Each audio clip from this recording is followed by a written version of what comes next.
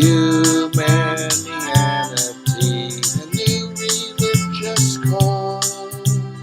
Humanianity, religion for us all.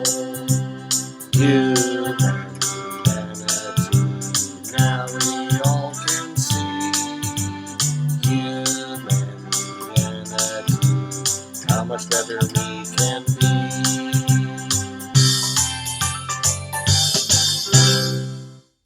Hi, I'm Bill Van Fleet, and this is Humanianity Conversation number 57, recorded on June 5th, 2020. It is the 24th recorded conversation with my friend Mike. As planned, we continued our discussion regarding our differences of opinion regarding the nature of belief and the optimal terminology to be used for the different kinds of belief. But instead of relating this to our different ideas about truth, as we had planned, toward the end we came to a much clearer understanding of the underlying relevant difference in our basic worldviews. Mike's being described as phenomenology and postmodernism, and mine being as outlined in my book on the mind-body problem, free on the Humanianity.com website.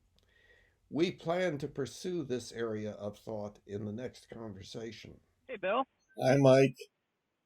How you doing? Oh, pretty good. You? Okay. Sorry about the confusion earlier. No problem.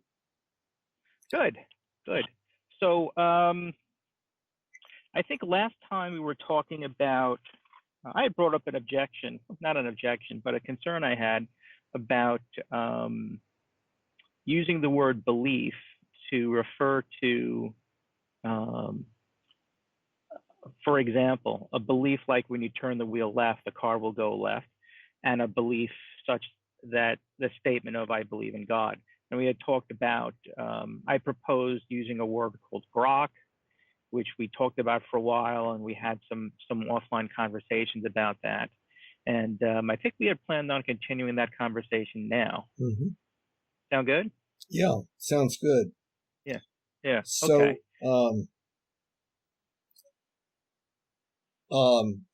Obviously, there seems to be a difference between the belief that the car will turn left when one turns the steering wheel counterclockwise, and a belief that there is a God watching oneself and so forth. Obviously, there's a lot of difference between those two phenomena. But the question is, first, whether there is a line of demarcation. In other words, whether one can put one of those quote beliefs in one container and the other in another container, where if the belief is in one container, it can't be in the other, and vice versa. And it also is related to the need for clarity about belief and the modeling of the belief in some form, especially language. But of course, it could be modeled in other ways also, mathematical equations and so on. And that gets into, of course, the difference between the subjective model and the objective model as described in the book on the mind-body problem, which is on the website, Humanianity.com, free for everybody. That's a plug. But that in the first month of life, the human and the chimpanzee and the bonobo and so forth form certain beliefs. In other words, models in their brain about reality, such that they learn to do certain things. In other words, if I do this, such and such will happen. And if the belief is mistaken, then when the individual does it, engages in the behavior based upon that belief, surprise takes place because a mistake has been made, and so forth. That when we take a look at some beliefs, of course, like you've given an example of, where so far there is almost no, or essentially no, way of identifying evidence that would increase or decrease the probability of certain beliefs, which is what the sciences do. The scientific methods use logic, the rules of logic and the rules of evidence, and especially the rules of evidence, to arrive at increasingly accurate beliefs. Accurate meaning the probability that acting on them will result in what one predicts, that turns out to be what is so, and so on. So anyway, that's kind of like an overview. So there are beliefs we could. Well, let's see if we can construct a few beliefs that are on this continuum from the steering wheel to God. So the child learns that that if the child throws certain things, they will land in a particular place or follow a particular trajectory. We learn things like what will happen if we pull the cord on our lawnmower. We learn what will happen if we turn right at the next intersection. We learn what apparently has happened somewhere else because we've been told.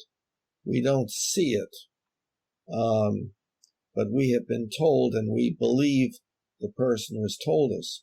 That belief, of course, becomes a model in our brain through the use of symbolic language. And so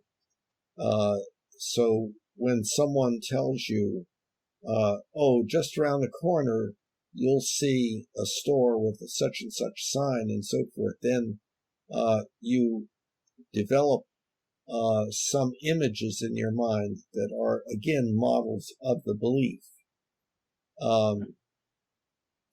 So what we can say maybe is that any belief can be, to some extent or another, modeled with words. And some beliefs we can obtain only through the hearing or reading, etc., of certain words, sentences, let's say. Yeah. But even with those alternate methods, you could still probably translate them into words if necessary. Yeah, that's what I was saying. Right. Yeah. So, right.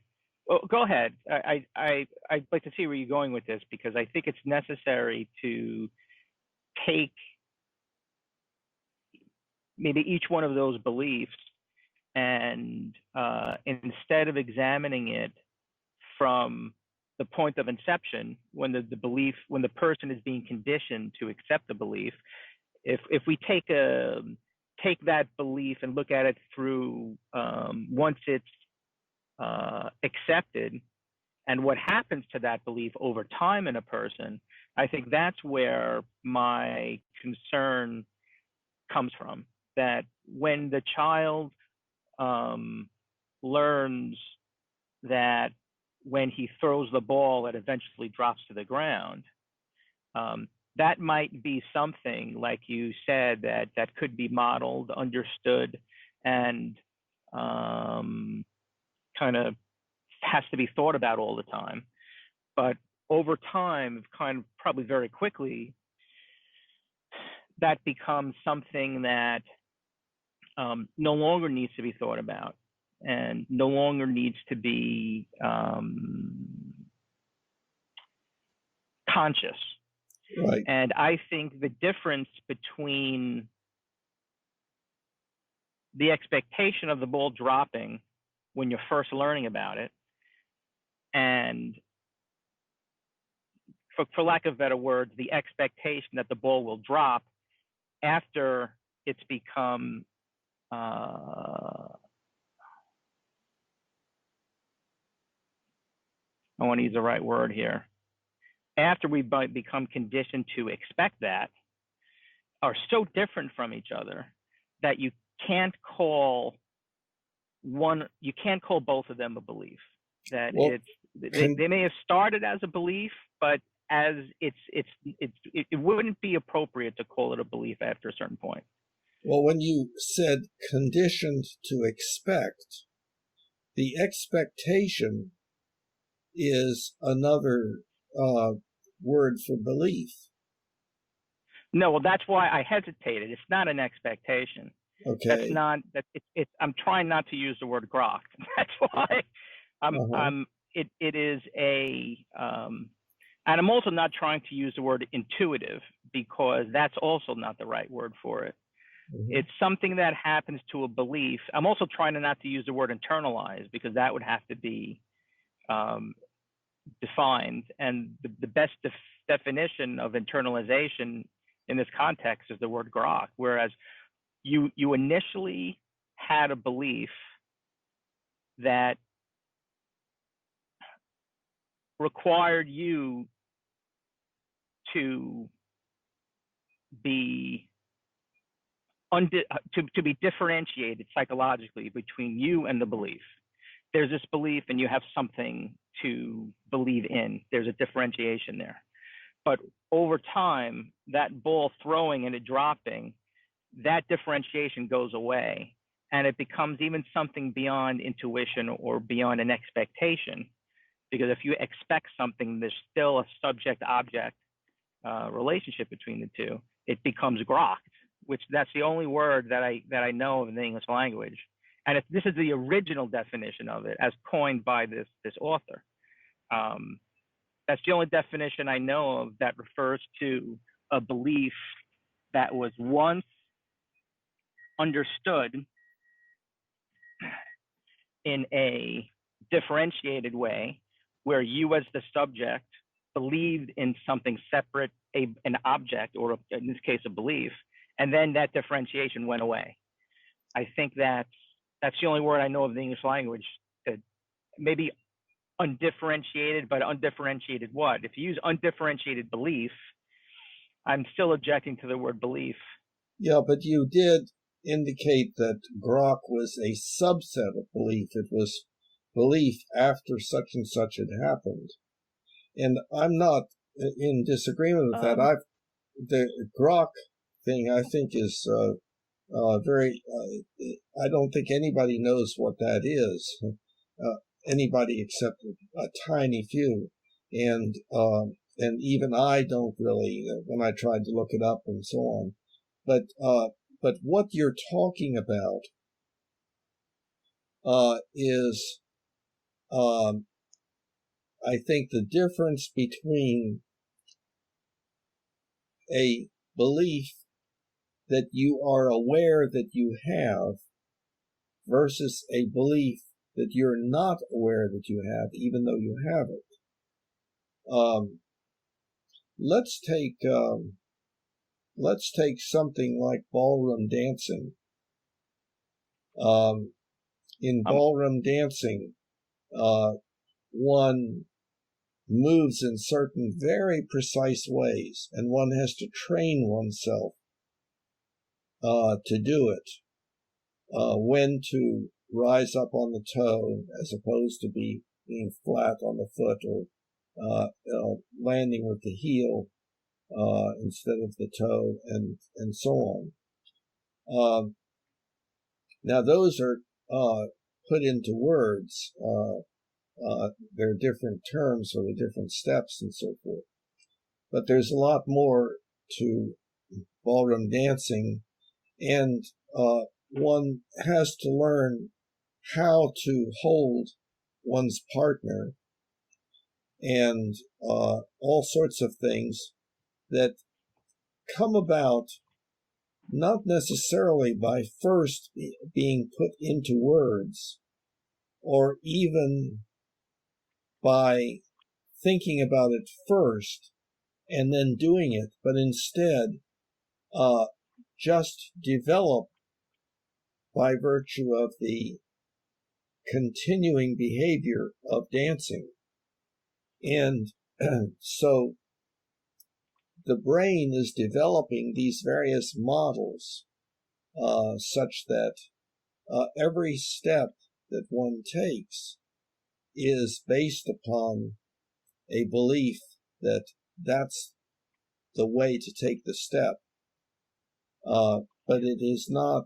It can be verbalized, and is. You can go to books on dance. Okay, well, so there's something you're disagreeing with. Yeah, I'm trying.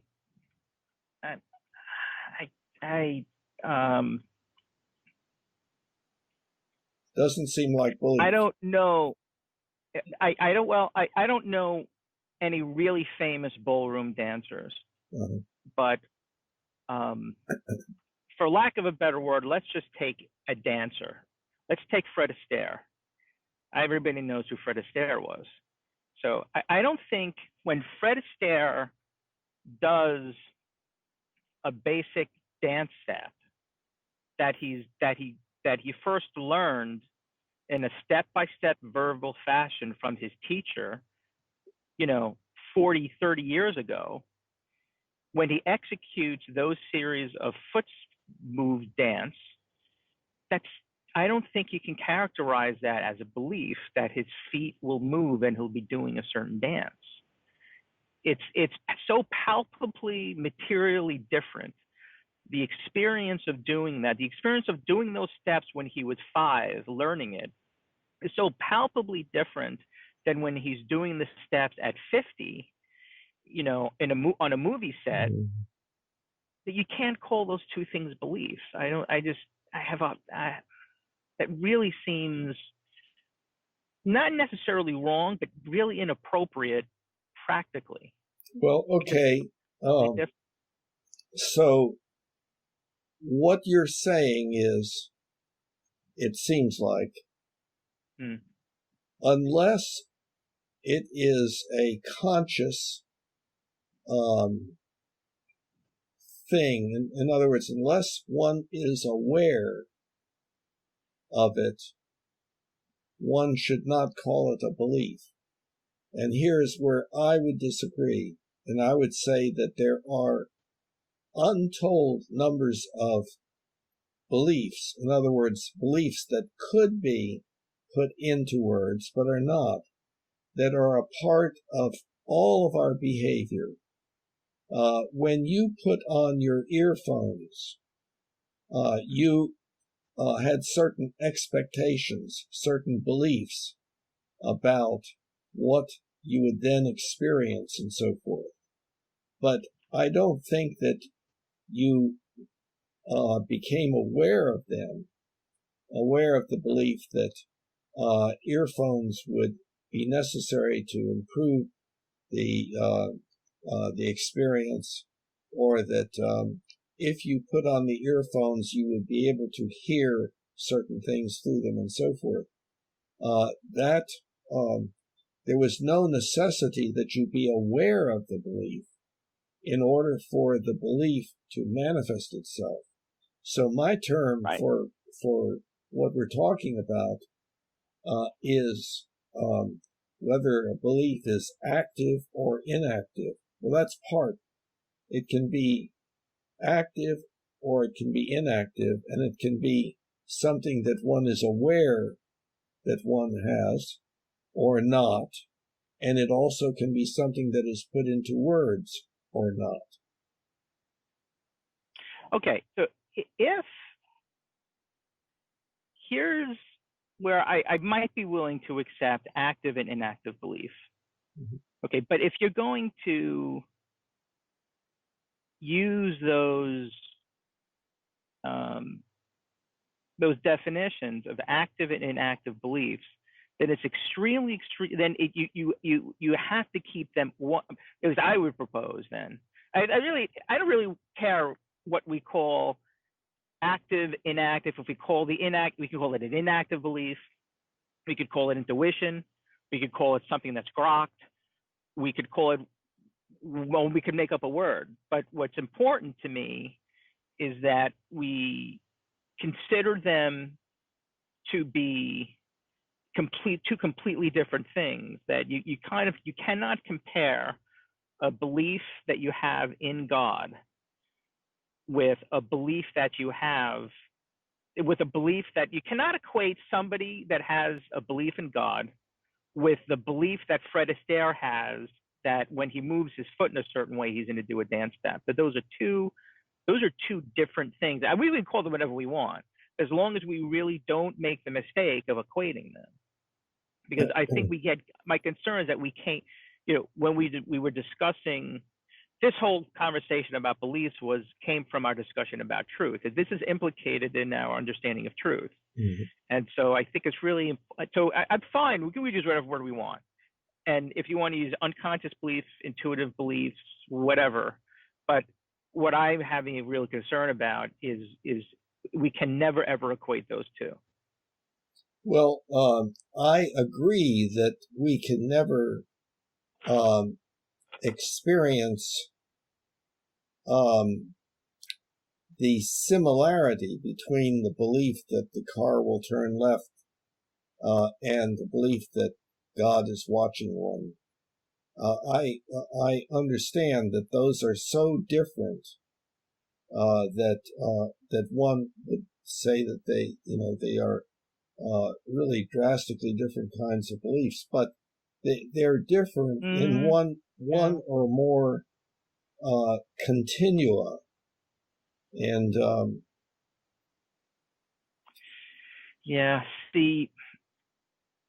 well, there's what you just said, I think hits the nail on the head about my concern. Okay. We can't if we're calling two things a belief with a qualifier, we can't help but kind of fall back and make statements where the implication is we're treating them equivalently. That's why I'm a fan of using a different word, something different than the word belief. Okay, because that'll force us to not put them, make that mistake. Well, the way that I'm seeing it is the similarity is it is a particular situation that has developed in the brain. And that situation is a potential that sometimes becomes actual of certain neuronal pathways becoming active, meaning that nerve impulses are going according to those pathways. There's another aspect here. What I am trying to do is to use the word belief in the way that everybody uses it, even though they may not be aware. And let me give you an example. I think most people would say,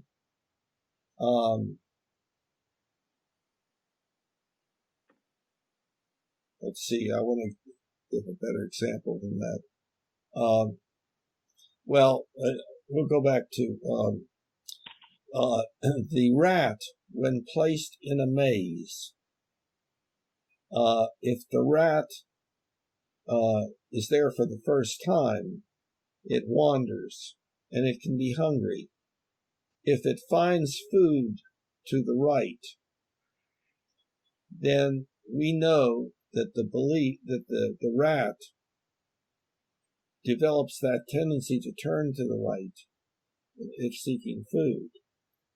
Okay, so most everybody would accept an offhand statement.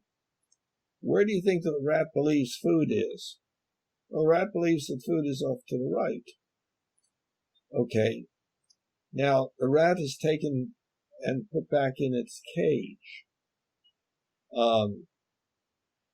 And it gives no indication of any belief of there being food to the right, etc. But if put back in the cage, lo and behold, it goes right to where the food is. And people would say, yeah, it believes that food is going to be at the right, and it'll continue to believe that until it keeps failing to find food at the right. And of course, that's, instrumental conditioning and so on. So people readily recognize that behavior is based upon beliefs as to what will happen if one does this, that, or the other. What will happen can mean what one will observe. When we get to some complicated belief about a God watching oneself, there's still some belief about what will happen, but it has much greater uncertainty associated with it. And well,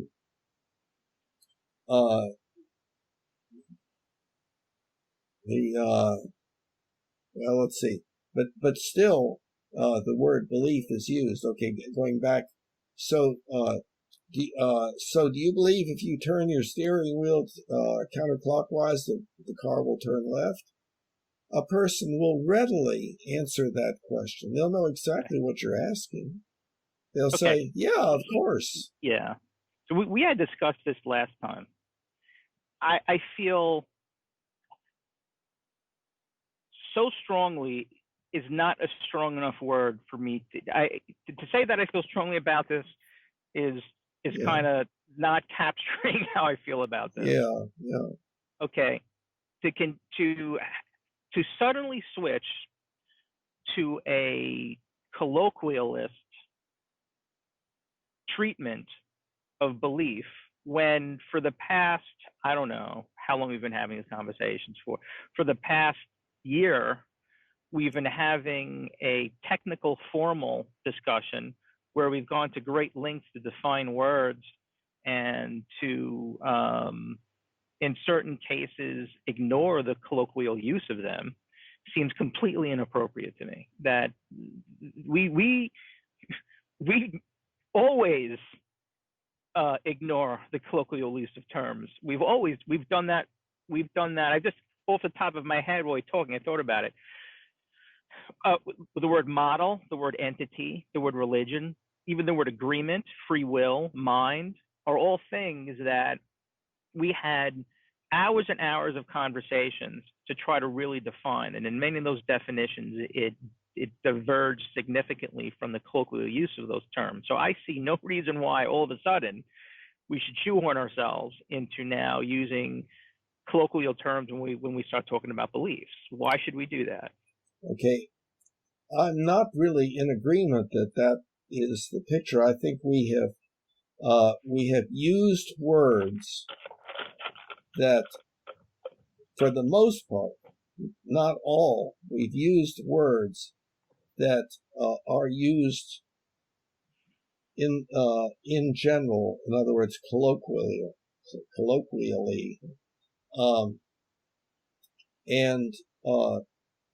but we have recognized that take any word and then check the dictionary, which is a manual that reports how people use the word. And we will find that the word very frequently will be used in more than one way, generally dependent upon the context in which it's used. So what we have done has been to choose, with some exceptions, to choose words. What I have tried to do is to choose words that are colloquially used, but then to be precise in which definition is being used for the particular discussion. In other words, in a particular discussion or in a particular paragraph or a particular sentence, the word is being used to have a certain meaning, usually, unless it's poetry. And there is a tendency for us to, in poetry, to use words that suggest things, that have metaphoric meanings that can vary from person to person. But there's yeah, okay. So there's go ahead. So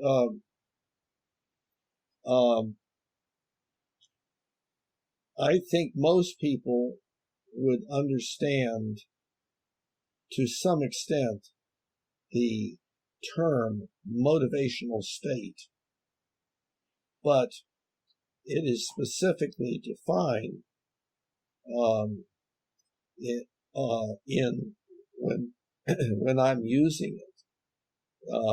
A motivational state is a state of wanting to do something,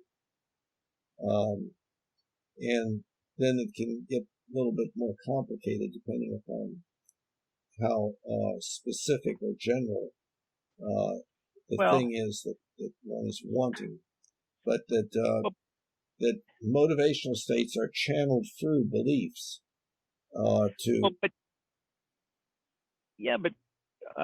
I could say the same thing about grok. That you're using a term.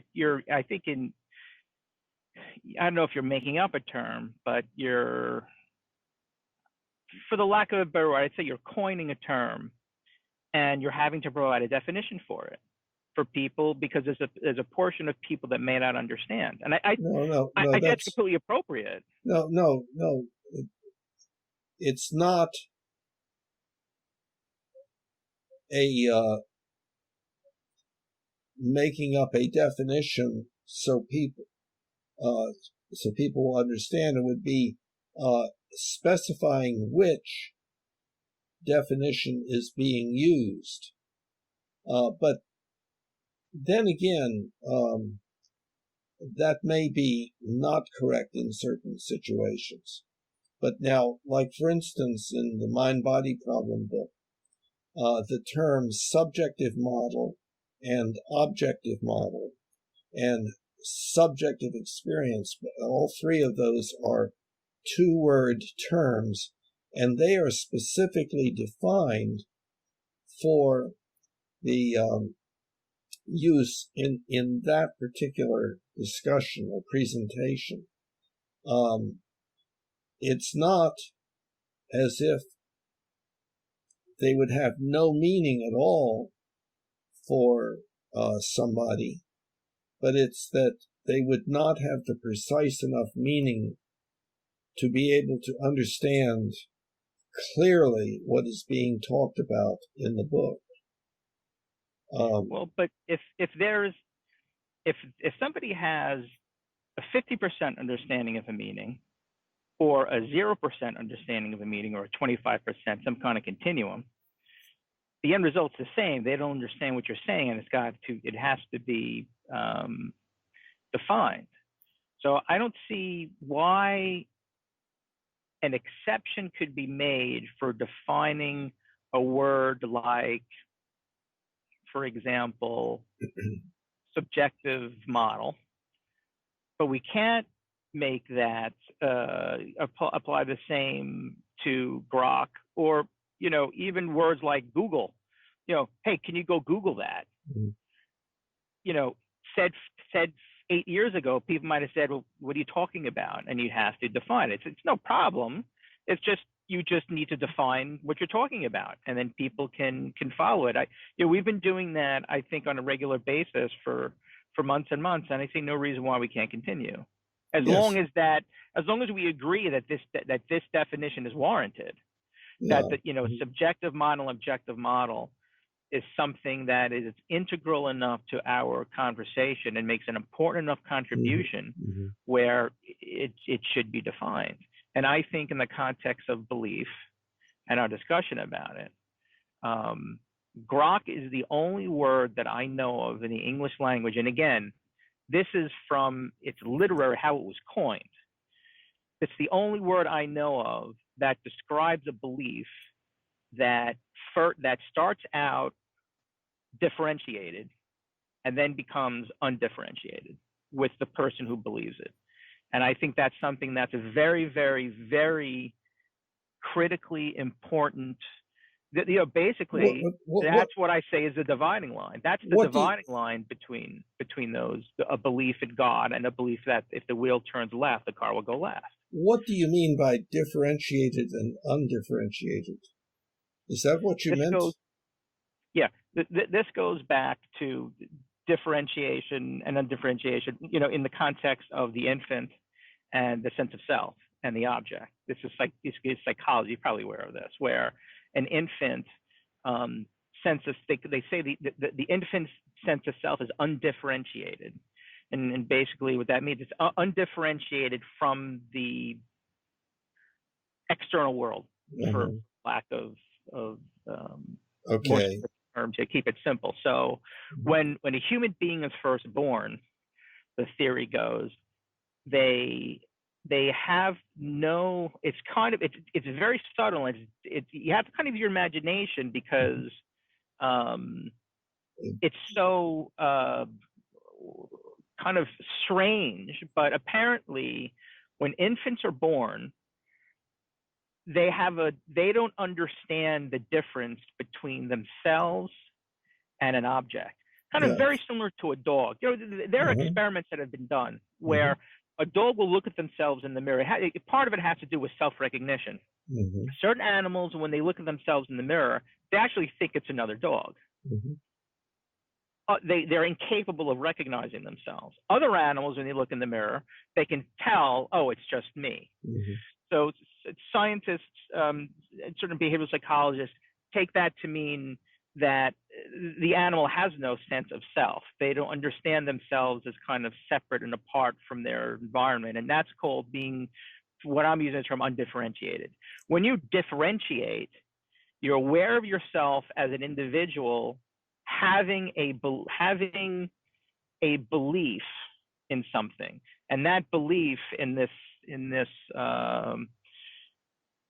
terminology is called the object, whereas myself is called the subject. So it has to do with subject-object differentiation. Grokking is the only term in English that I'm aware of that acknowledges that a belief in something can start as a subject-object differentiation. I believe that when I do this dance a certain way, this is the right way to do it.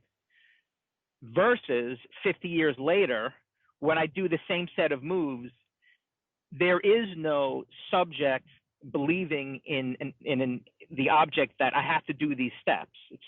It's something that happens in the same way you take a breath.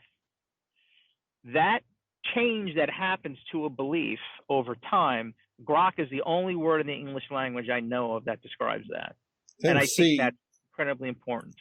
But I have never heard that term, and I don't think that the vast majority of people have heard it.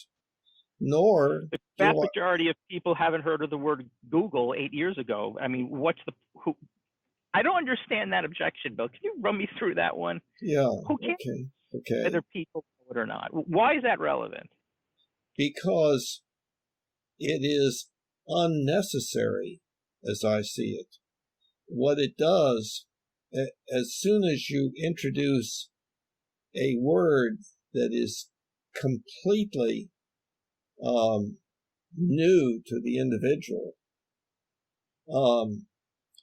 if there is no specific reason for doing that, it reduces the feeling of comprehension or understanding that the person has. I don't think that people, I don't think that anybody has any trouble with recognizing that they've learned that, i.e., have the belief that if they turn the steering wheel counterclockwise, the vehicle will turn left if it's moving. Yeah, but I also think those same sets of individuals, if you ask them, is the belief in God the same belief that you have? Is the belief in God the same as the belief in that when you turn the wheel, it will go left? I don't think they're going to. I don't think that everyone's going to say, well, yeah, that's the same thing. Right. They're probably going to say, well, no, one. Maybe they'll say, well, no, one is intuitive, one is not. Or if you say something like, do you believe that your belief in turn for the atheist out there? I don't think an atheist is going to say, my belief that when I turn the wheel left, the car will go left is the same as my belief that the sun is 96 million miles from the Earth. And I just learned that in college. Okay, but yesterday. Nobody is claiming that they would say that the beliefs are the same.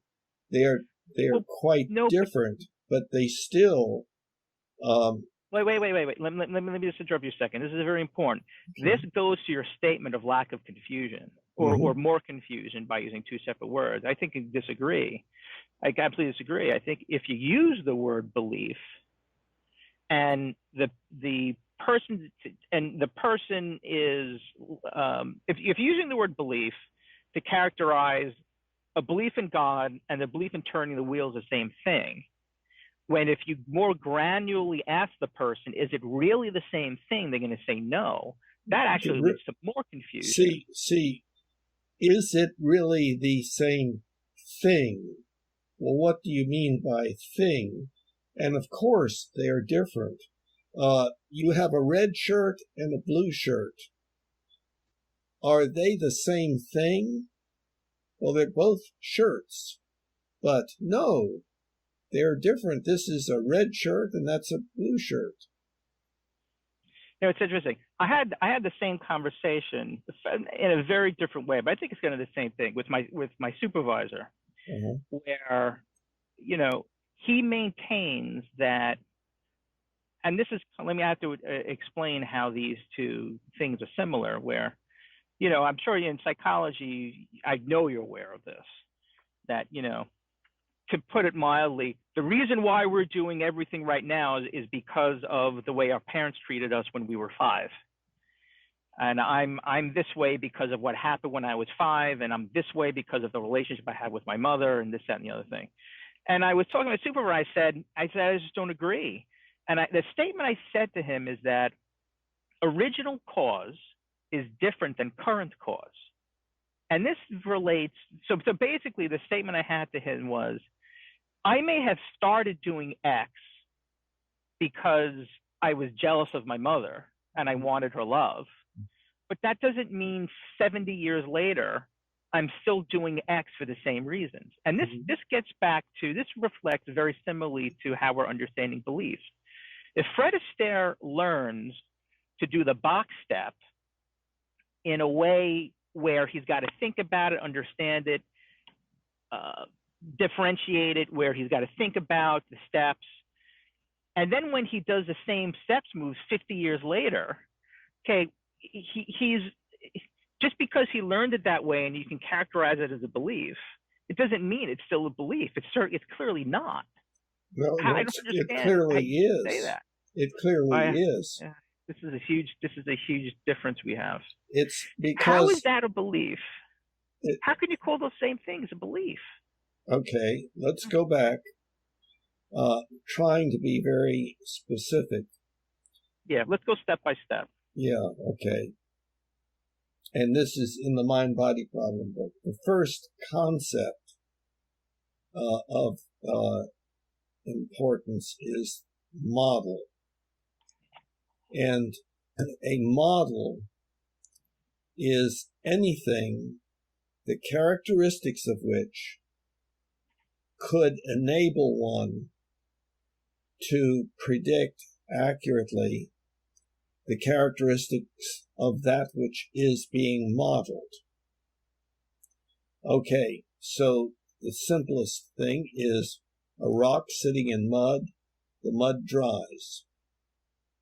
And somehow, for some reason, not necessarily human-induced, the rock leaves that mud. Something is true that was even true when the rock was sitting in the mud, and that is that the surface of the rock can be used to predict the surface in the mud, and the surface in the mud can be used to predict the surface of the rock.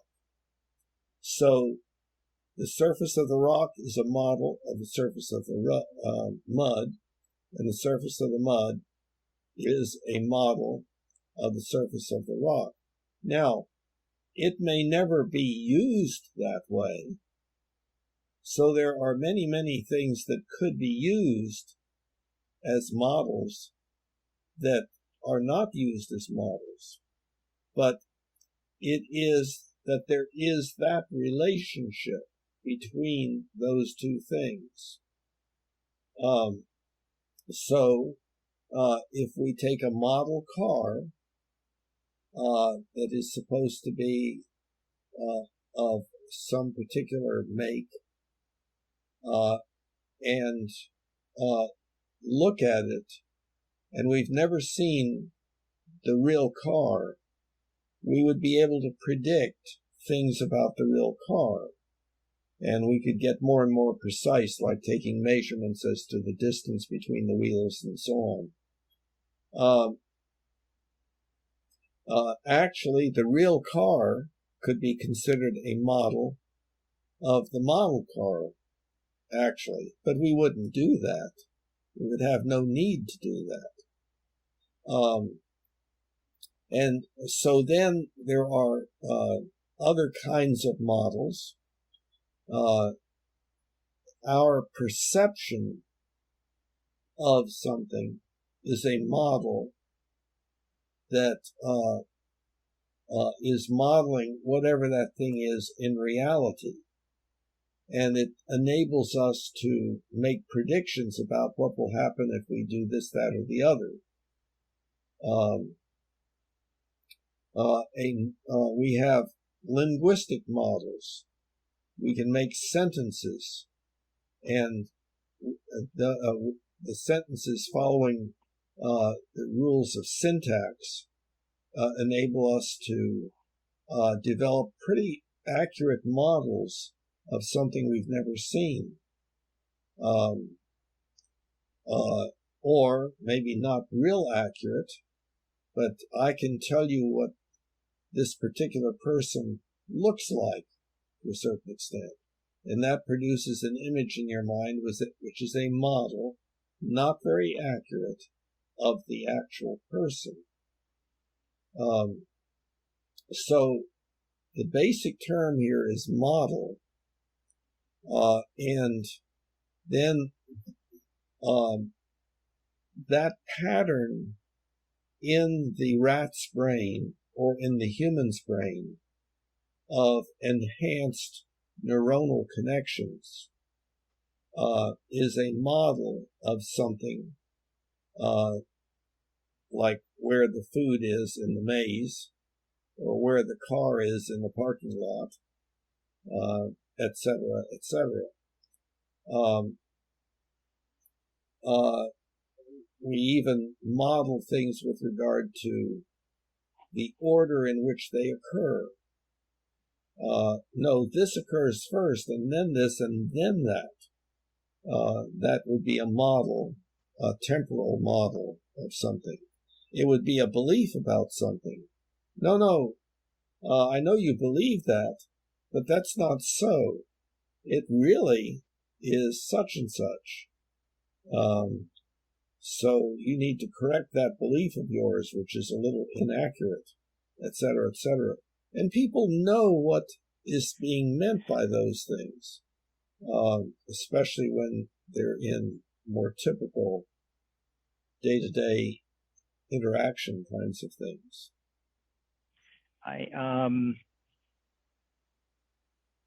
I think that explanation of a model, and I think this goes back to the different orientations we have. Oh boy, that's what we're going to talk about too, the relative merits of both our different orientations to beliefs and truth. What I was going to say is, I think your explanation of that comes from an orientation that is very different than mine. The orientation I have for the analysis of almost any subject is phenomenological. What is the person's experience of what we're talking about? And for me, that's always how I'm oriented. So if, for example, are you still there, Bill? Yes. Bill? Okay, my hedge phone beeped. So for example, the reason why I am making that I'm postulating that Fred Astaire, when he learns something, is so different than when he's done it after 50 years, we can't call it the same thing, is because my orientation is from Fred Astaire's own experience of those two events. And I think your orientation is always very different. You seem to be less concerned with what I would call the subjective orientation of an individual experiencing something. Your orientation seems to be different than that. And I think that's one of the reasons why we see certain things very, very differently. Yeah. So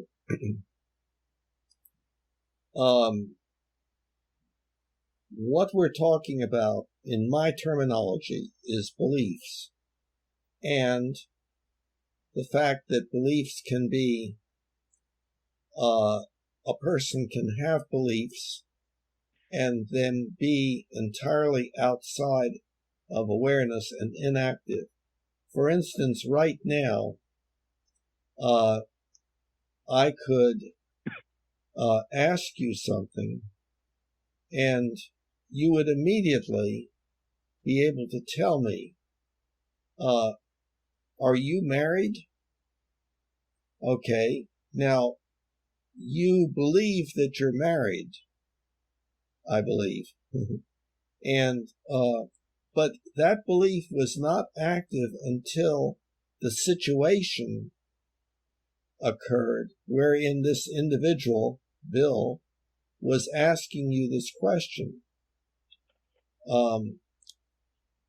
But whether the belief is active or inactive, conscious or not conscious, it is still the same belief. It's a model of reality, namely that in this case that you indeed do have an individual in your life called a wife, and lots of other beliefs that you have about what her hair color is, etc. But those beliefs are never active, are only active under certain circumstances. But to say that they cease being a belief just because they're not being active would be very, very non-optimal, confusing, and non-useful. See, I disagree. I think that's more useful because, well, I recognize that we don't really understand the mechanism of memory or even the mechanism of stored knowledge. So I can't comment on whether or not, if I'm not thinking of something, it still exists somewhere in my brain. But anyway, that's a whole other story. But I would argue the reason why it's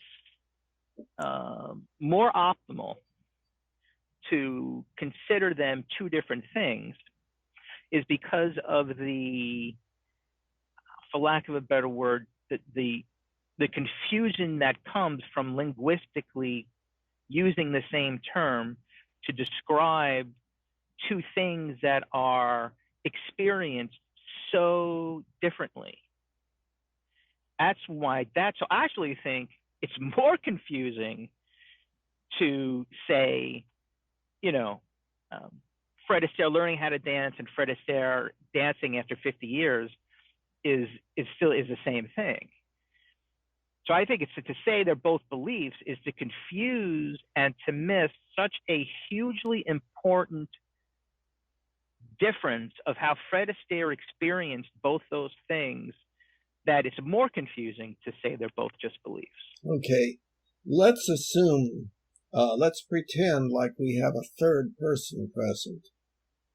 And I'm going to ask the person, do you believe that you're married? Well, before I ask that question, I doubt that the person was at all aware that he or she is married. But the person would say, yeah, of course I believe I'm married. I know I'm married. Mm-hmm. There is no problem in understanding. If I ask the person, look, before we started this discussion, did you believe that you were married? The person would say, well, yes, of course. Well, that doesn't mean that the person before you're not the asking discussion. them the right question, though. Okay, what would the question be? The question you have to ask them is, before the idea entered your head that you were married, did you believe that you were married? Can you have a belief without something entering your head? And I think then the person is probably, I don't know what they'll say. But I think a good percentage of them is going to say no. I think many people I can't have a belief without me thinking about it. I think many people would say, well, no, I have all sorts of beliefs. I may not be thinking about them right now, but if you do with them what you just did with me, if I had the opportunity to speak with them and walk them through, well, let's test that. I think that I could have them realize that in order for them to believe, let me take this statement. In order for them to tell me they believe in something, they have to be thinking about that belief. Well, yes, of course. So in order to be able to tell you, yes, absolutely. Right. So then the question becomes, well, did that exist? Did that belief exist in materially the same way that it did when you were thinking about it? Well, no. You could kind of say that no, that's different. In material, did it exist in materially the same way? People, I think, readily recognize that sometimes their beliefs are completely inactive, and at other times they are active enough such that they can be put into words. Right. Well, you don't let me finish. I'm sorry. So I was going to say, were they materially different? Some would say kind of yes, and some might say no. But I'd say, but the important thing is your experience of a belief when it's conscious really practically the same thing as the way you would experience a belief when it's unconscious? Are they the same thing? No, you're talking about two different experiences. No, we're talking about the same thing. No, we're talking about two different experiences. The experience of having a belief active and the experience of the belief not being active. Right, and I'm saying that, here again, we should go back to what I said earlier in the conversation. I don't have a problem if you want to call it an active belief and an inactive belief, as long as or we could call it grok, or we could call it intuition, we call it whatever you want, but we absolutely cannot mix the two. You cannot equate an active belief with an inactive belief ever, because they are different enough that they belong in a different domain than beliefs, that they are not within the same domain any longer. You said an When a active belief is belief. let me use your Wait. word. You used active belief and inactive belief not being in the same domain as belief, but actually they're No. both belief. They're not. This is why we can't use the word beliefs. This is why I object to it, because no, they're not. They're not both beliefs. Well, then I think they are active beliefs and inactive beliefs. They are two separate things. You're just using the word beliefs because you don't want to use any other word, but this is the crux of what I'm saying. The crux of what I'm saying is that whatever you want to call it, active, inactive, conscious, unconscious, belief versus grok, belief versus intuition, they are two separate, completely different things. You cannot equate them. You cannot even consider them in the same analysis of anything. They're two separate, different things. And I disagree so as long as with we that. do that, we could use the word anything. Right, exactly. Okay, but wait. The Let me why explain. we're disagreeing with that is because of our orientation. Well, wait. I'd like to explain.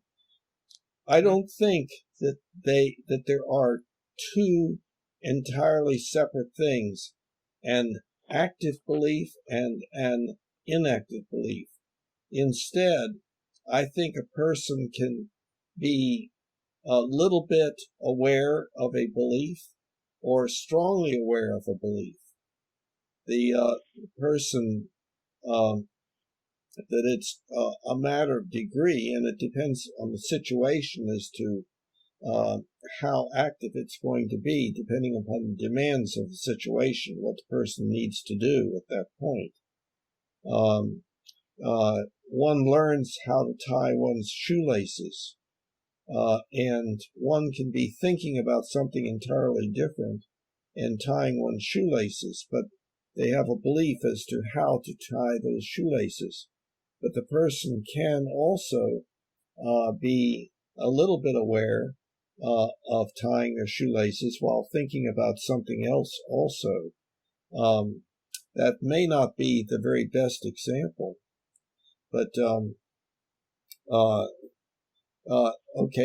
I can ask our individual, our third person here, are you married? And at that point, the person will develop the active belief of, yes, I'm married. I am married. The part that is developed is that the belief becomes active. You can ask the person, well, before I asked you whether you were married or not, did you believe you were married?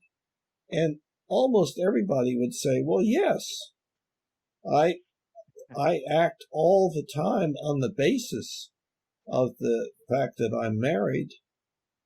But the only reason why they're using the word belief is because they are ignorant of words that more accurately reflect what's going on. And if they took the time to read some definitions, read some of your mind-body problem books in others, for example, they might become aware of other definitions that would be better matches to their behavior. And the same could be said for the word grok or something else. I think what you're talking about is just lack of knowledge. No, for example, if we talk to a high school dropout who never went to college, or never like my grandmother or grandfather who never got past an 8th grade education, I might use words that most people here take for granted, and they may not know what the heck we're talking about. That doesn't mean that the use of the words we're using is inappropriate. It means these other people don't have the same level of knowledge and education that we do. Right. And what I believe is that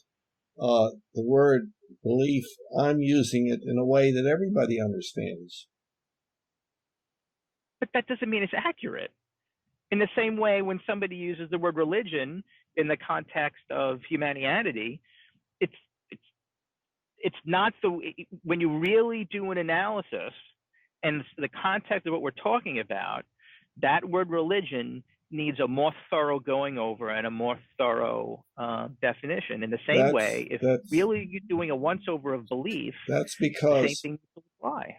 That's because in the case of, quote, religion, there are all sorts of cultural phenomena going on having to do with whether one is for it or against it, and what one imagines when one thinks of the word religion. But that's a separate issue. Yes, certainly there can be problems. That's why the word religion is more specifically defined within the like on the Humanianity website. The idea there is, let's take a look at everything that people point to and call religion, and then ask, well, what are the things that are true about each and every one of these things that are called religion? And so some religions are non-theistic.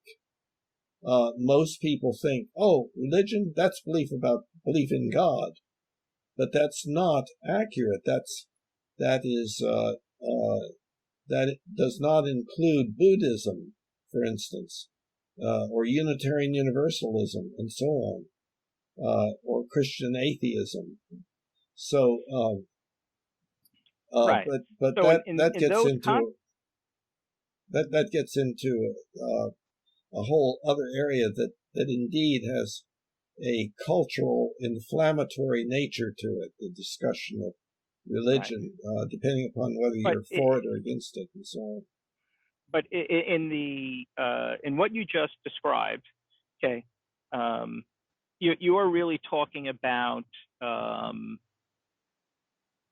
more, in my opinion, a more thorough, nuanced, accurate understanding of religion than most people have.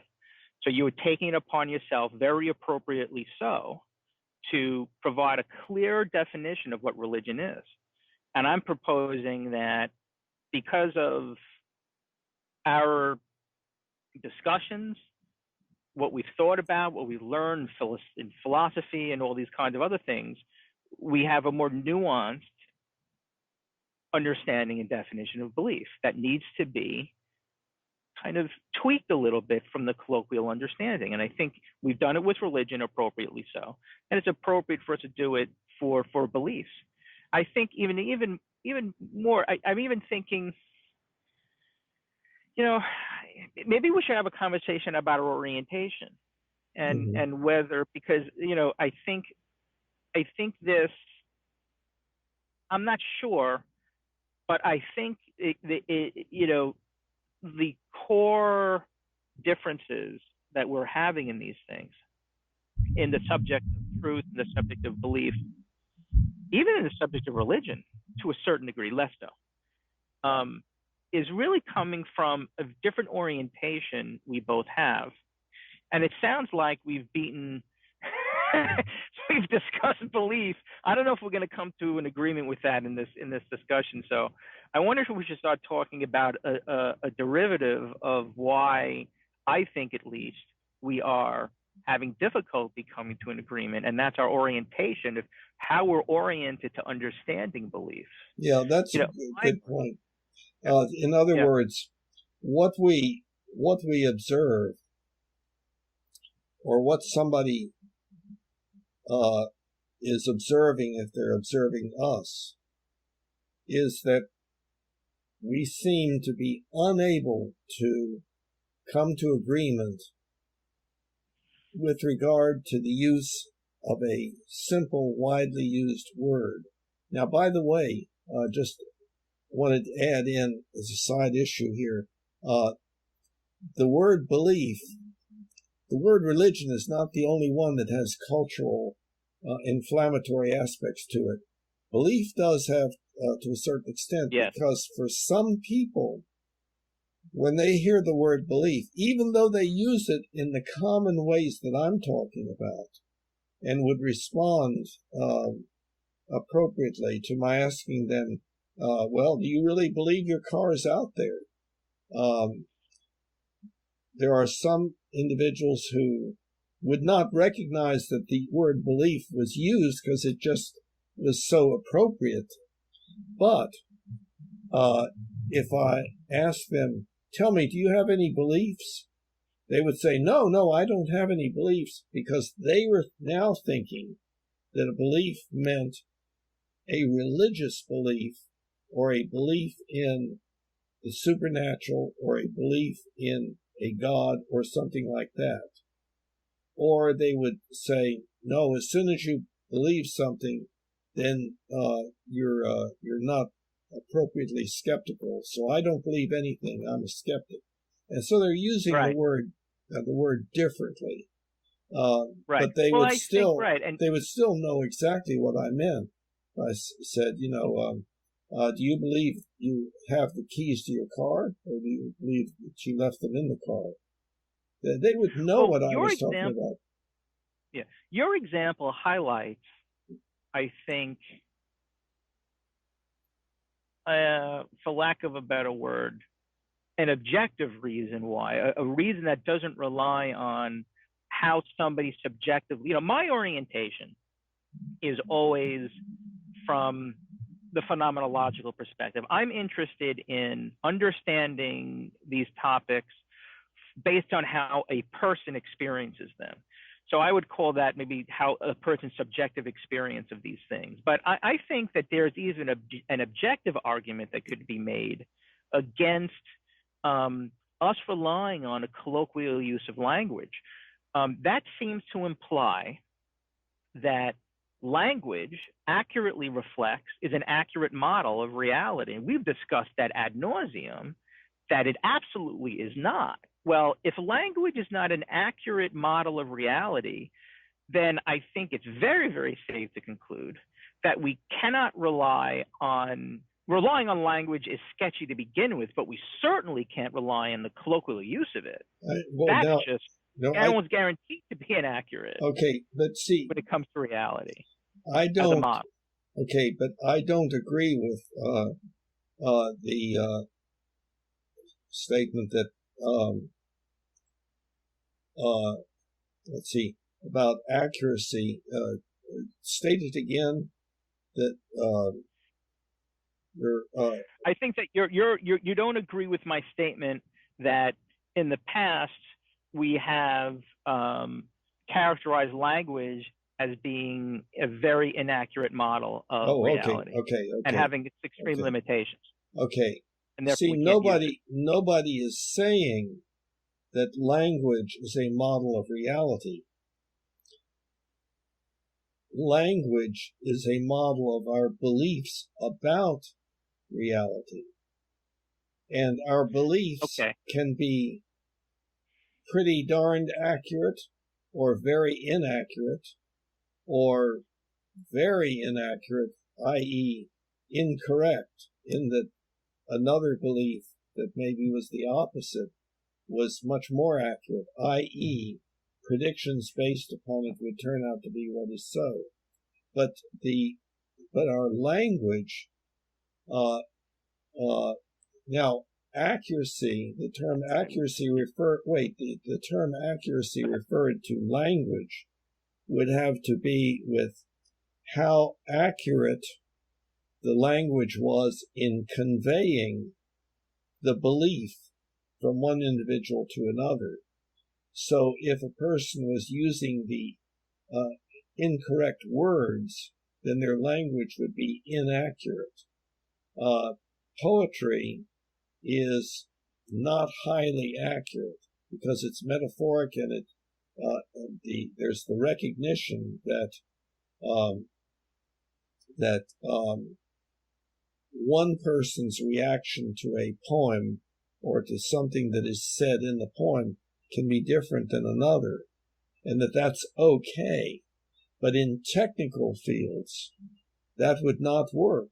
We couldn't get ourselves back from the moon, or get ourselves to the moon, or develop cell phones or anything. We couldn't do it unless we were pretty darn accurate in our beliefs and pretty darn accurate in our language with which we convey a belief from one individual to another.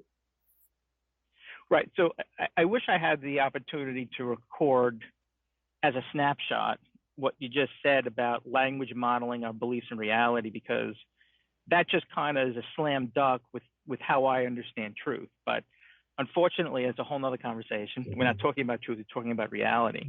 We're talking about beliefs. But when you're gauging language and our accuracy in beliefs, I would agree with that. But I still propose that whether I misstate myself and say our language is a model of reality versus language is a model of our beliefs in reality, when I had said that language is insufficient for both tasks, I would, it's the same thing applies. But language. But to your point, there are certain things, and this is, let me try to use a more technical example. The idea that we have a word in English language called infinity, goes on forever, okay? But that word is kind of like the model of a belief we have in something that goes on forever. Hold on for 1 minute, because I haven't made my point yet. Yeah, I know. I haven't made my point yet. I know, but there's a very important issue back here. That language is a tool. It doesn't have, the word accurate is not as applicable to that as it is to a specific linguistic model of a belief. In other words, a sentence can be accurate or not, but language has to do with the whole business, which is a tool. So I wanted to clarify that. Right. Well, I'm using language in meaning, senses, the conveyance of ideas. Sentences. So, and that it's as a tool to convey ideas. So, the idea of infinity. Okay. Used colloquially, it may seem, we use the word infinity to mean something that is big, something that goes on forever. And in the colloquial use of it, nothing can be bigger than infinity. Well, but in actuality, certain infinities are bigger than other infinities. That's a mathematical thing that you kind of really can't get your head around, but that's real. So like, for instance, we have a conversation. For instance, there are an infinite number of numbers. There are an infinite number of even numbers and an infinite number of odd numbers. And the infinite number of even numbers and the infinite number of odd numbers added together give the infinite number of total numbers. So the infinite number of total the number of total numbers is greater than either even or odd. So that's what you're referring to. That, I believe, is one example of that. Yes. So, so if we start to talk about, and I'm going to relate this back to belief in a minute. If we start to talk about, we should start having a conversation about infinity and take infinity to mean that, nothing can be bigger than infinity. Well, there are times there can be bigger infinities than other infinities. It's similar. So in this way, that word used colloquially for most people, if you ask people, is there anything bigger than an infinity? They're going to say no, unless you ask a mathematician probably, or somebody like us who's not a mathematician but are versed in the mathematics to a certain degree. You can't use the word colloquially then if you're talking about certain things. And I think the same thing is true about beliefs, that the colloquial use of the word belief is the way most people use it, is not accurate enough to the way things are working in reality to talk about it in the detailed, granular, technical way we're talking about it right now, and it needs, so even on that basis, forget the subjective experience of belief. Even I would characterize what I just said as an objective argument of why you can't use colloquial terms when you're talking about beliefs. Yeah, well, the reason we're talking about it. No, I think you can use colloquial terms, but recognize that it depends on the situation. If I'm talking with certain individuals, and I were to ask them, well, do you have any beliefs? They'd say no. Other individuals would say, well, yes, of course. So it depends on how that person is using the word. And I'm not suggesting that the word belief is always used in the same way by everybody under all circumstances. I'm not saying that. But I'm saying that in discussions where we're trying to understand human behavior and decision making, and trying to understand as much as possible why things go right and why things go wrong, and so on, that the use of the word belief as a model of reality that can be further modeled in the form of sentences or equations or whatever, that is the best word to use. And I would not want to bring in a strange word that I had never heard of and that other people had never heard of, so that now they would have to learn exactly what this new strange word is. I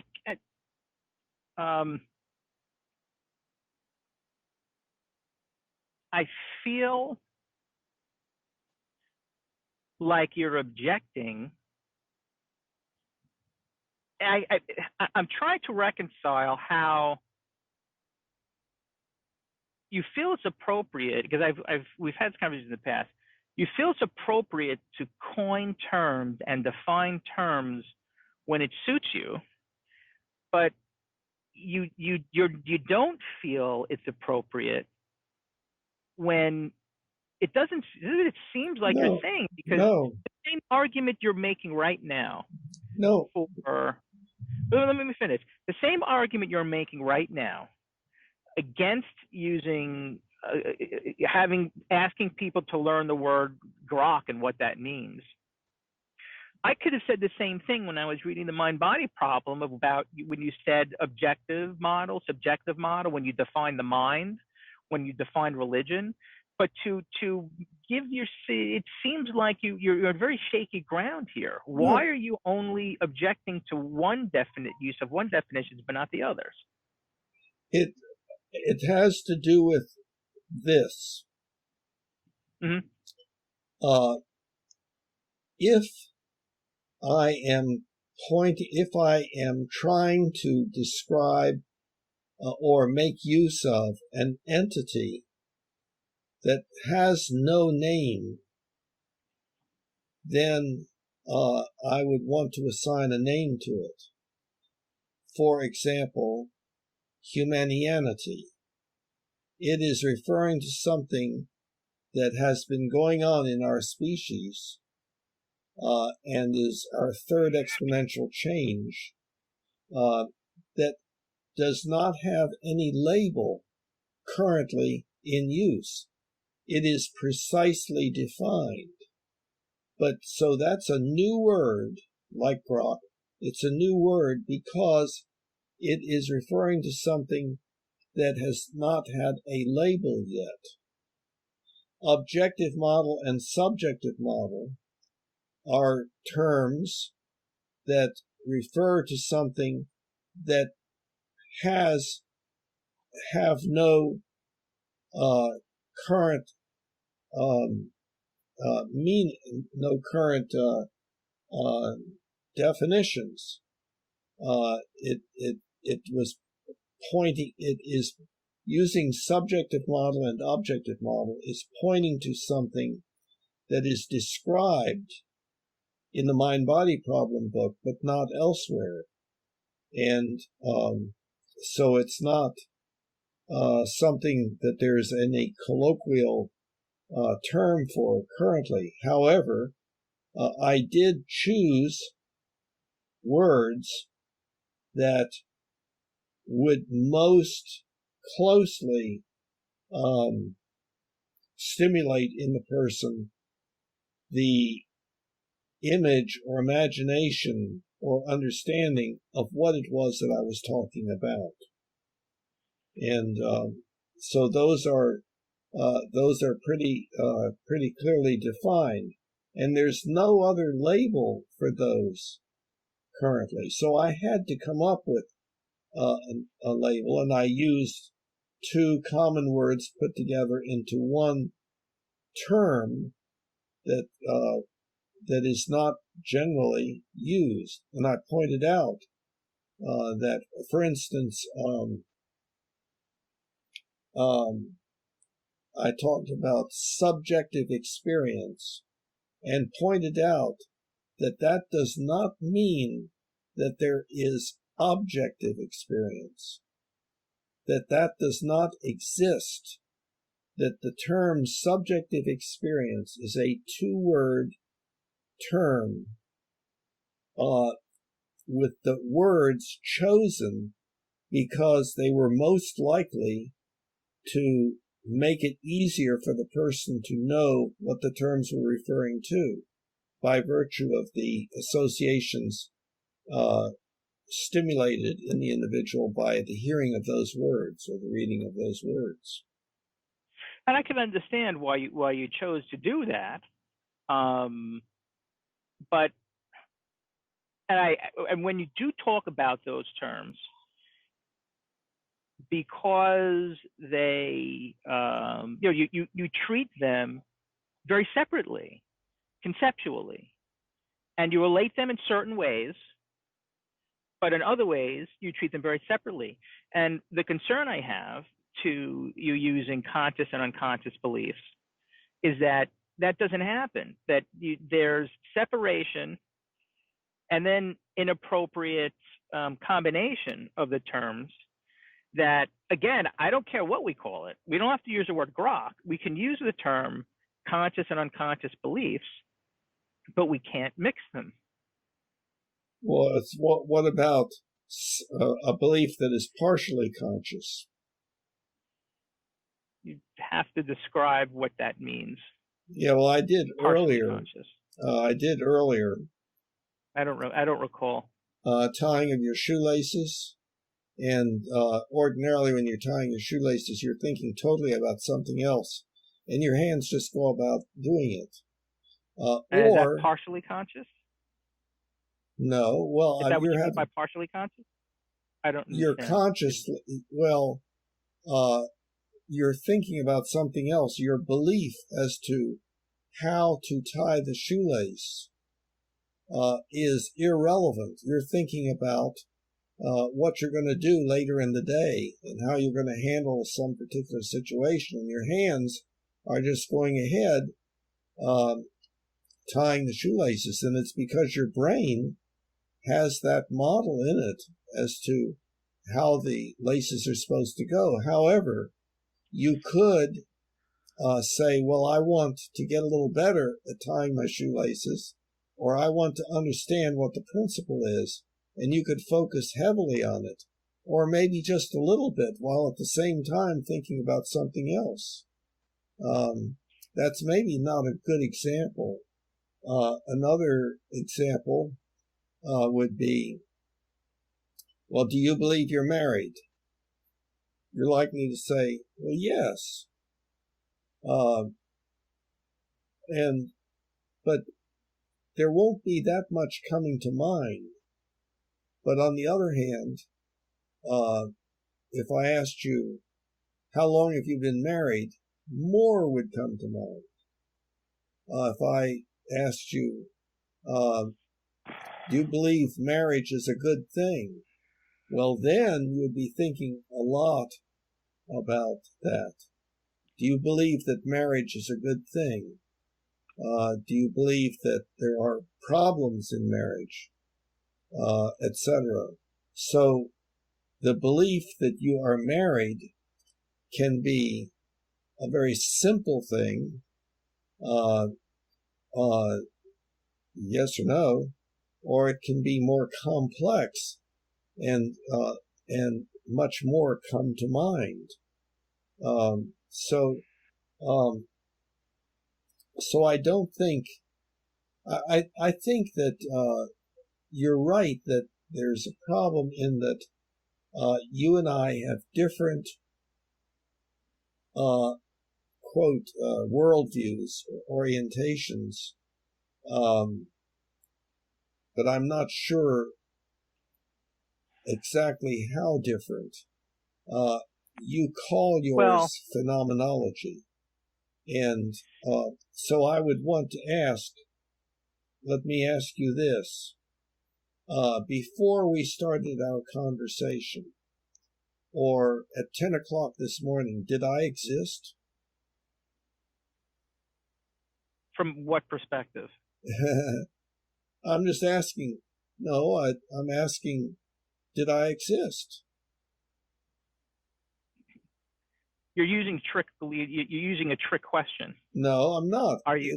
Yes, you are. Let me explain how. I'm using one that will. Are you asking me? No.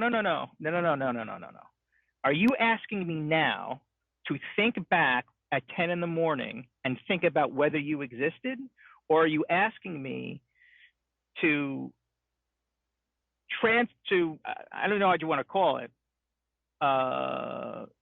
without thinking about what happened to me at what I was like at 10 o'clock in the morning, at that moment at 10 o'clock, for that person who went back in time at 10 o'clock in the morning, did you exist? From the perspective of me at 10 o'clock in the morning, is that what you're asking? No, I'm asking, did I exist at 10 o'clock this morning? That's a non sequitur. I can't answer that. Doesn't make any sense. Okay, yeah, this is the problem. Most people would be able to answer it. Well, yeah, of course, Bill, you existed at 10 o'clock. Silly question, most people of course. Be able to answer it because they haven't read about what I've read about. Okay. I mean, it's very. Let me just take a step back here. This is something, and I'm wondering if this is an attempt if you're engaging in dominating behavior here, because we all have a tendency to do that because we're all derived from chimps. But it really does seem like, because I've made this objection before we had this conversation, that you hold other people's ideas to different standards and you do your own, and it seems like with the objective of trying to dominate and quote unquote kind of like convince of the accuracy of your beliefs. Because what you characterized and seemed to object when I said, well, people haven't had the same, doesn't have the same reading of things and knowledge that I do. I could say the exact same thing about Humanianity. The reason why, because they're going to say, well, you say the same thing about the mind-body problem, to say the same thing about the exponential change. The reason, so I accept that the reason why most people don't acknowledge these phenomenons that you're noticing is because they haven't done the reading and they don't have the same knowledge that you have. No, you're not understanding. Please let me. Difficult time. Let me explain. Possibility. Yeah, let me explain. The reason that I asked the question was because I thought that it was the best question to ask to start clarifying our different orientations. I figured you would answer kind of the way that you did. See, I believe that you existed at 10 o'clock this morning. I didn't think anything about you, to my knowledge, at 10 o'clock. I asked you whether you thought I existed at 10 o'clock, and you can't answer the question because of your different orientation. So now you can maybe explain your orientation. I apologize. I thought when you had said, and you kind of smirked a little bit, I thought that you were, I interpreted the smirking, well, I interpreted your behavior as smirking, and I interpreted the smirking to believe that it was kind of like a rejection as invalid I of what I see. said. I apologize. No, So there's a well, misunderstanding on my part. yeah, Thank you for clarifying. yeah, and I don't Um, believe in smirking myself, but that doesn't okay, mean that I I'll don't. remember that. Right, it I'll doesn't remember mean that. that I don't do it. It means that if I do it, I'm doing something that I don't approve of, and that would be like one of these dominance kinds of things. Right. So, Okay. but It's, yeah, I think that's a good standing point. I think I can really. I think I could. I guess. Okay, Bill. Hold on. I need to. Bill. yeah, What time is it? My uh, dog Zeus is 5'4". It's 550. I need to stop pretty quickly. My dog Zeus is shaking. I think he's having a hypoglycemia. no. He's having he's having an Addison. He might be starting an Addison's crisis. I have to get Oh, some steroids into him pretty quickly. We have a little bit more time, but hmm. I need. He went to the doctor to get a test, and in order for him to get this test, he had to not take his steroids for a day and a half. Mm. He's starting to get low on cortisol again, and that could be very dangerous. So, unfortunately, I'm gonna have to wrap this up in like 10 minutes by like 6 o'clock. Yeah, that's So, okay. Sure. uh, But I so think I think we've yeah, gotten to something important. In other words, why I can, from my orientation, say, yeah, I believe that you existed at 10 o'clock this morning, but you, with your orientation, cannot say that. And right, so, right. Well, and here's why. okay. And so you asked me to define more my orientation. Hmm. So, um, my orientation is I'm not going to use any psychological terms. The way I orient myself to understanding different topics, the perspective that I take in trying to understand them is always subjective. It's always how does an individual experience that subject firsthand, purely in their own brain. Hmm. And to me, to various degrees, that experience constitutes the most relevant understanding of that topic. For that So I'm always individual. taking, so that's it's the subjective individual experience that a person has of something that is the most relevant when we're talking about these types of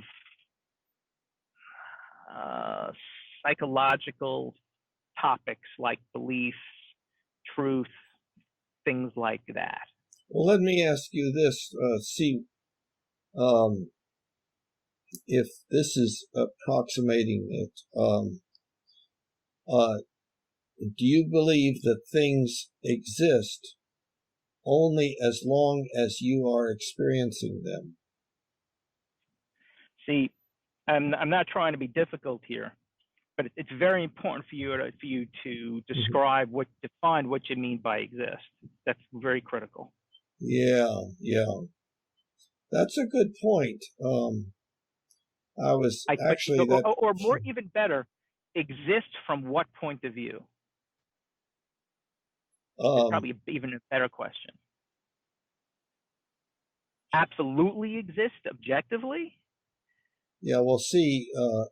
Yeah, that is a good point. In the Mind Body Problem book, it is dealt with that there are some things that exist by definition only. And so that doesn't mean there's still a lot left out that is not explained, but this is just one complication. For instance, you've got a man standing there and a woman standing there. How many entities are there? Well, There are two. Well, they are married. Oh, well, then there are three entities. There's a man, a woman, and a married couple. Well, a married couple has come into existence only by definition. And an alien coming to our planet would see only, be aware only of two entities, or maybe would regard them as humans, and so that would be a third entity that was brought into existence by definition only. So the word exist is problematic in and of itself, and that is described in the Mind-Body Problem book. But it's the complexity is such that we can't cover it here. But I would imagine that you would find meaningful some terminology like, well, does it exist for you? In other words, you would say, well, some things exist for one person, but not for another. And of course, I would say the same thing, depending upon what it was that we're talking about. Okay. So I think there's another dimension that you have to define in order to answer the question, and that dimension is when. So not only does it exist from whose perspective, but within that person, when. Yeah, when they're thinking about it, or when they're not thinking about it consciously. Yes, well, I have a standard way of organizing my experience that includes this longitudinal thing, time, such that there's past, present, and future. But that's very complex in and of itself, and I haven't really delved into that very much. I've not found the need to. But from your standpoint, maybe you would say the only thing that exists is the present. Maybe you would, maybe you wouldn't. I don't know. Here again, it's from what you need to explain how you're oriented to your orientation towards exist. Okay. But I think what is your orientation? Yeah. What is your orientation to the word exist?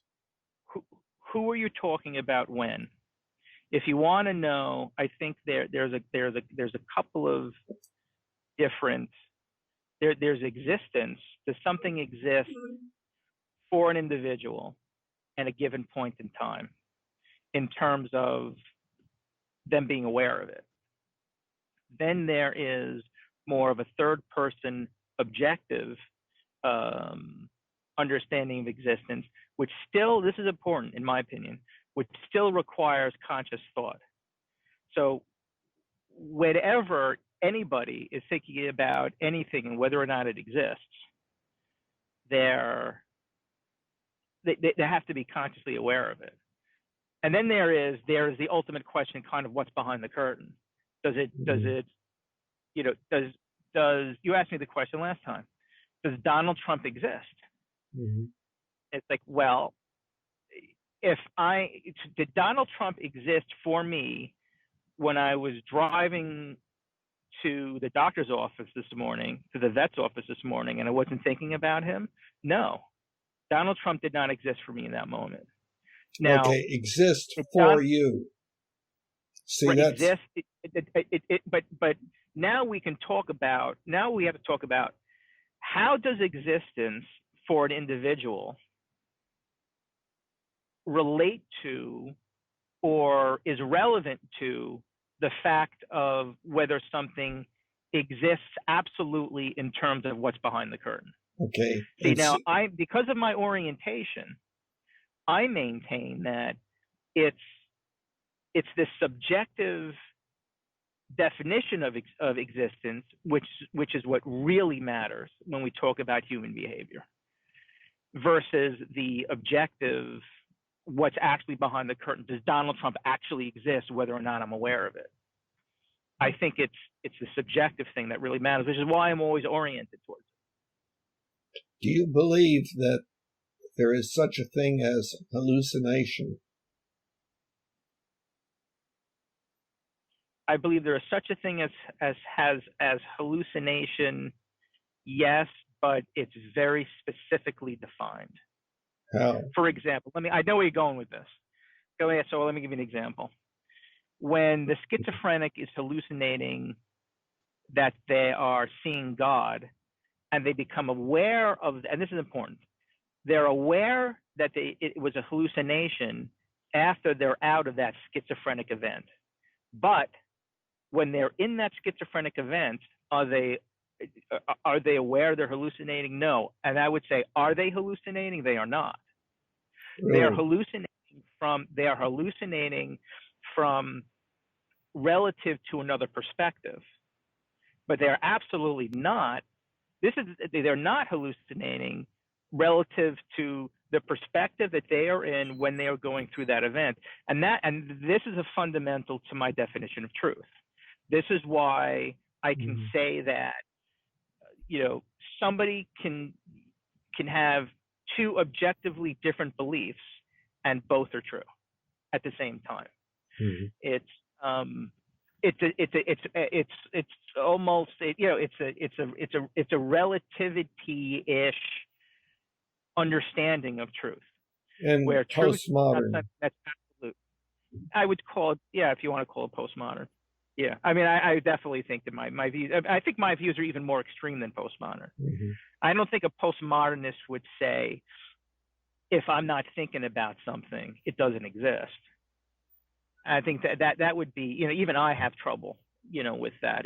I even have trouble with some of the seemingly natural conclusions of my belief system, which is, well, if I believe the unicorn exists, that means it actually does exist. Well, that's clearly not. And I think I have an answer to that. It's much more nuanced beyond the time we have left. But I think my belief system is also very, very dangerous. I mean, I think my belief system can, in some ways, I think, put in the wrong hands, it can legitimize somebody flying a plane into World Trade Center.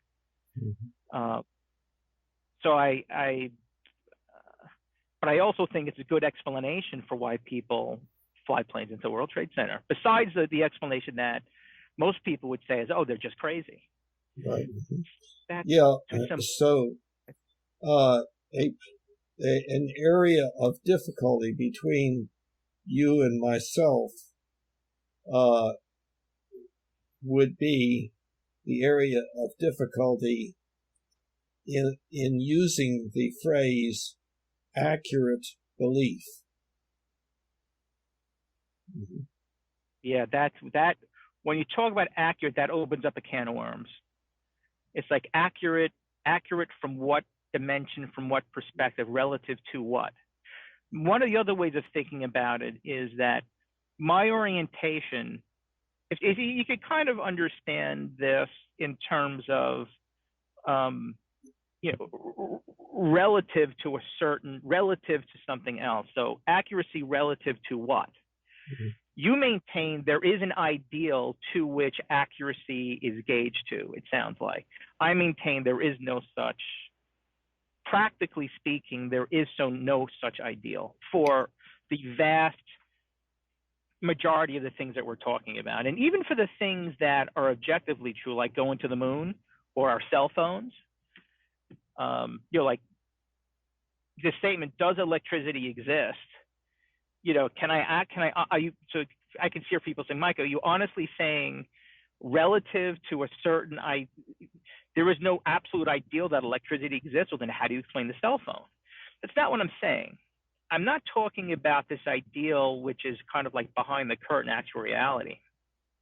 I'm talking about the individual subjective experience. There are people, I'm sure, somewhere on the planet, there's somebody out there that if I gave them the cell phone, they might say, it's the devil, it's a demon possessing this, this is evil, get it away from me. It's not electricity that's powering the cell phone, it's the demon. For that person, what is actually powering that cell phone is the demon, not electricity. And that's a hard thing to get my head around, but it seems to be the way the world works. Well, I would say accuracy of belief is the ability to predict successfully what will happen if one makes some observation or does some particular thing. And that if a belief is inaccurate, it will result, under those circumstances, in surprise, usually. Not necessarily, because it could be inaccurate but still produce the same effect. So I just sent you a link that I think might help. I wonder if it's I think it might be helpful. I think it's kind of an epistemic analysis of kind of what we're talking about in the theory of knowledge and how it talks about the difference between knowing versus belief, and which is a little bit what we're talking about. It might be interesting to read. That's much more complex, the issue of knowing. It has certain assumptions built in, like that the belief has to be correct. One can, or maybe not, one can know something for sure and it not be correct.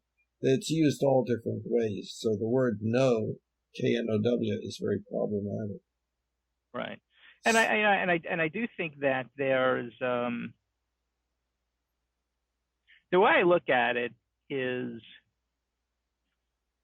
there seems to be some serious flaws with my belief system in terms of how I'm understanding these things. But I also think there are serious flaws with the colloquial understanding of beliefs in the sense that they are evaluated against some idealistic, some ideal, and your accuracy of that belief is gauged against that.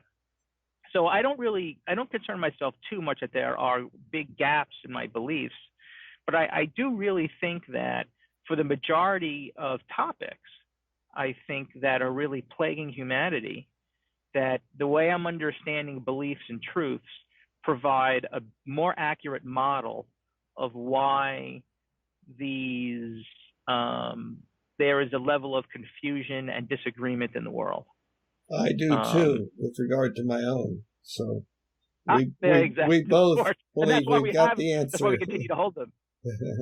So I think it's worthwhile that we continue to talk about this. Yes. I mean, what do you think? Oh yeah, sure. I agree. We're making progress. Maybe next time we can continue to have this conversation about our orientation. Good. All right. I apologize too. I can't talk longer. He's starting to shake again. I got to get some steroids. No, that's okay. Yeah. So next Friday? Zeus and God willing. Zeus and God willing. Yes, please pray. But he should be fine. Okay. Have a good one, Bill. Thank you. You too. Talk to you soon. Take care. Thank you. Bye-bye. Humanity, now we all can see. Humanity, how much better we can be.